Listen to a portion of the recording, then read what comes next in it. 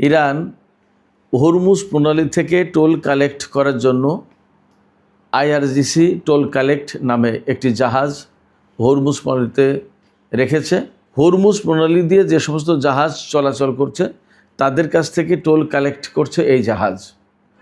America যখন ইরানকে বলছে হরমুজ প্রণালী সম্পূর্ণ উন্মুক্ত করে দিতে হবে এবং কোনো টোল কালেকশন করা যাবে না, তখন IRGC এই ব্যবস্থা নিল। এরপর সে চমৎকার খবর হচ্ছে যে কাতার কিন্তু ইরানের এই টোল কালেকশনের প্রতি প্রাথমিক সমর্থন জানিয়েছে। এপাশে IRGCর একজন শীর্ষ পর্যায়ের কর্মকর্তা, তিনি হচ্ছেন ব্রিগেডিয়ার জেনারেল ইয়াদুল্লাহ জাওয়ানি। এই ভদ্রলোক বলেছেন একদম সুস্পষ্ট করে, ডোনাল্ড ট্রাম্প যখন ইরানের উপরে প্রচণ্ড রকমের চাপ সৃষ্টি করছে, চুক্তির ভাষা আরও শক্ত করছে, তখন তিনি বলেছেন আমেরিকাকে খারাপ চুক্তি করতে হবে অথবা তার চেয়ে খারাপ চুক্তি করতে হবে। তার মানে হচ্ছে ইরান আমেরিকার শর্তে চুক্তি করবে না, আমেরিকাকে ইরানের শর্তেই চুক্তি করতে হবে। সুপ্রিয় দর্শক, এই বিষয়গুলো নিয়েই এখন আলোচনা করব। আশা করি আপনারা সঙ্গেই থাকবেন। একদম সহজ করে যদি বলি, হরমুজ প্রণালীর ম্যাপ আপনাদের নিশ্চয়ই এতদিন মুখস্থ হয়ে গেছে। পারস্য উপসাগর থেকে তেল, গ্যাস বা অন্যান্য উপায় উপকরণ নিয়ে, পণ্য নিয়ে যে সমস্ত জাহাজ বের হবে, সেই সমস্ত জাহাজকে হরমুজ প্রণালী পাড়ি দিয়ে পার হয়ে আপনার ওমান সাগর, আরব সাগর, এগুলো পার হয়ে ভারত মহাসাগর দিয়ে যার যার গন্তব্যে যেতে হবে। হরমুজ প্রণালী ব্যবহার করে কোন কোন দেশ, আমি আজকে আপনাদের সবাইকে আরেকটু স্মরণ করে দিই, খেয়াল করে দিই। ইরান, ইরাক, কুয়েত, সৌদি আরব, কাতার, বাহরাইন, সংযুক্ত আরব আমিরাত এবং কখনো কখনো ওমান। ওমান অল্পই ব্যবহার করে। ওমানের মূল কাজটা মূলত ওমান উপসাগর, ভারত মহাসাগর এই এরিয়াতেই চলে। তো এতগুলো দেশ এই হরমুজ প্রণালী ব্যবহার করে পণ্য পাঠায় বিভিন্ন দেশে। এখানে হরমুজ প্রণালী কন্ট্রোল যেহেতু করছে বা করবে ইরান এবং ওমান, তাহলে টোল দিতে হবে। এই দুই দেশ তো তাদের নিজেদের জায়গা, হরমুজ প্রণালী, এরা তো আর টোল দেবে না। বাদ বাকি টোল দিতে হবে ইরাক, কুয়েত, সৌদি আরব, বাহরাইন, কাতার, সংযুক্ত আরব আমিরাত, 6টা দেশকে। যাওয়ার পথেও টোল দিতে হবে, আসার পথেও টোল দিতে হয়তো বা। তো তাহলে বিপুল অঙ্কের টোল উঠবে। আমরা শুনেছি প্রাথমিকভাবেই যে প্রতিটা জাহাজ থেকে ব্যারেল প্রতি যদি $1 করেও টোল নেওয়া হয়, তাহলে যে জাহাজে 20 লাখ ব্যারেল তেল আসছে, সেই জাহাজ থেকে $20 লাখ টোল আয় হয়ে গেল, ইনকাম হয়ে গেল। এইরকমভাবে প্রতিদিন যদি 50টা জাহাজ যায়, তাহলে প্রতিদিন $10 কোটি ইনকাম হয়ে গেল। এর যদি একদম সিম্পলি 50-50 ভাগ করে নেয় ইরান এবং ওমান, তাহলে একদিন $5 কোটি এক এক দেশের ইনকাম। তো এই নগদ সুবিধা এতদিন ছেড়ে দিয়েছে ইরান, এখন আর দিতে চাইছে না। এবং এখানে আমি আপনাদেরকে আরেকটু নিশ্চিত করি যে ইরান এবং ওমান এখন যে টোল আদায় করার চেষ্টা করছে, এটা শুধুমাত্র টাকার দিক তাকিয়ে না, নগদ ডলারের দিক তাকিয়ে ব্যাপারটা তা কিন্তু না। এটা তো একটা অংশ বটেই। ইরান তো বলছে যে আমেরিকা এবং ইসরায়েল কেন তার উপর যুদ্ধ চাপিয়ে দিল, এর যে ক্ষয়ক্ষতি হয়েছে তারা কি দেবে? যদি তারা না দেয়, তাহলে তারা এই ক্ষয়ক্ষতি কোথা থেকে উদ্ধার করবে? ফলে টোল আদায় করবে। এটা একটা বিষয়। এবং আরও প্রশ্ন হচ্ছে, উপসাগরীয় অঞ্চলের দেশগুলো তাদের তেল, গ্যাস পরিবহনের জন্য কেন এই টোল দেবে? এই প্রশ্নও কিন্তু আসতে পারে।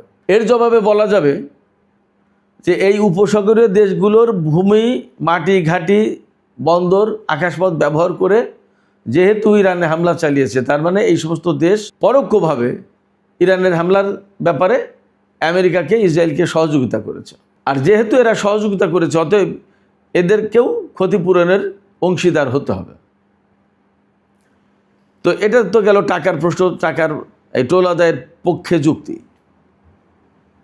কিন্তু সবচেয়ে বড় যে লক্ষ্য অর্জন করতে চায় ইরান এই হরমুজ প্রণালীতে জাহাজ চলাচলে কন্ট্রোল আরোপ করে, সেটা হচ্ছে জাহাজ চলাচলের নামে যেন আমেরিকা এবং ইসরায়েল এই অঞ্চলে অবাধে চলাচল করতে না পারে, অস্ত্র ব্যবসা যাতে এই অঞ্চলে চালাতে না পারে, যাতে এই অঞ্চলের কোনো ঘাঁটিতে আমেরিকা নতুন করে জাহাজে করে অন্তত অস্ত্র না আনতে পারে, আর ইরানের বিরুদ্ধে নতুন করে সামরিক ঘাঁটিগুলোকে প্রস্তুত করতে না পারে অস্ত্র সজ্জিত করে। এই কারণে ইরান এই হরমুজ প্রণালীতে টোল আদায় করতে চায় প্লাস কন্ট্রোল করতে চায়। আমেরিকা এখানে কোনো মতেই রাজি না। আমরা 2-3 দিন আগে যে চুক্তির কথা শুনেছিলাম যে দুই পক্ষ সমঝোতায় পৌঁছেছে, এখন ডোনাল্ড ট্রাম্প সিগনেচার করলেই ফাইনাল হবে। ওই ফাইনালটা করতে পারেনি ইসরায়েলের চাপে, আমি আগেও বলেছি, এখনও বলছি, ইসরায়েলের চাপে এবং আমেরিকার ভেতরে যে সমস্ত যুদ্ধবাজ লোকজন আছে তাদের চাপে।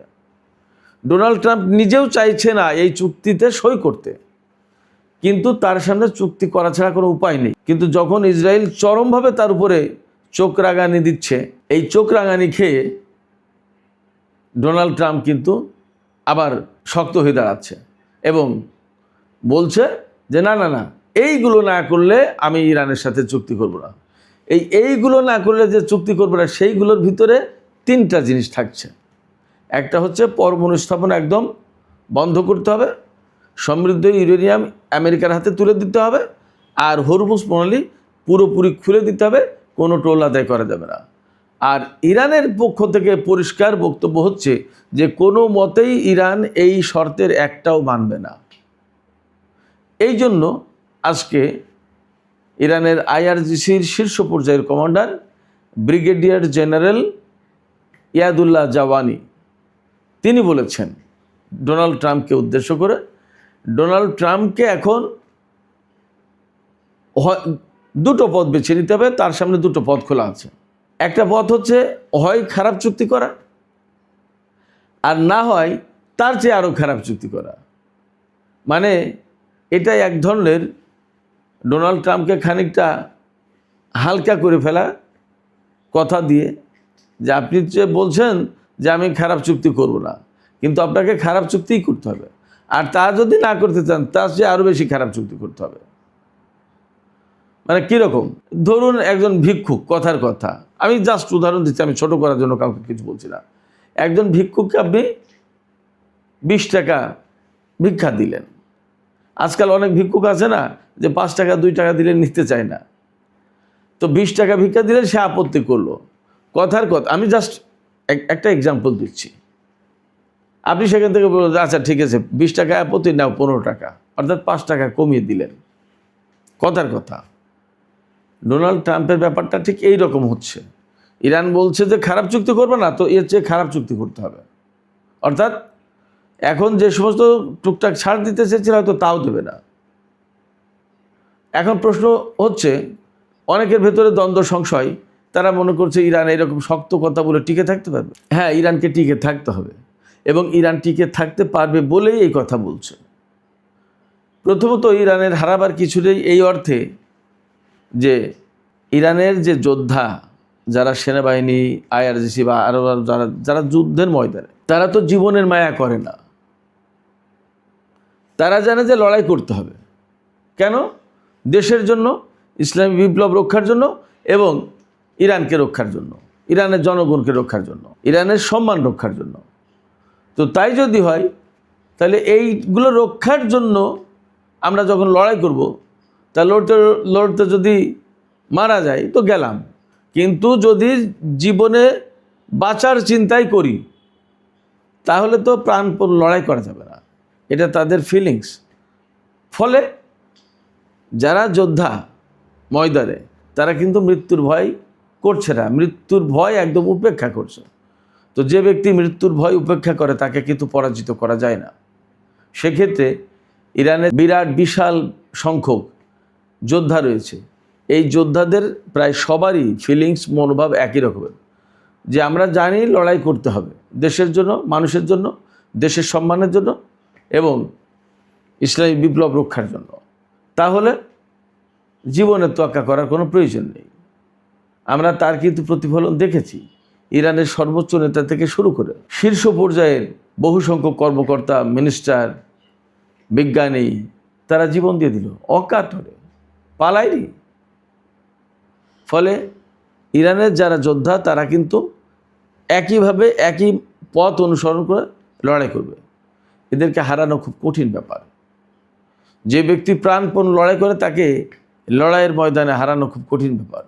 আর যে মনে করে আমি বাঁচবো আবার যুদ্ধ করব, তাহলে তার জন্য ঝামেলা। জীবনের মায়া যার আছে তার জন্য যুদ্ধ করা কঠিন।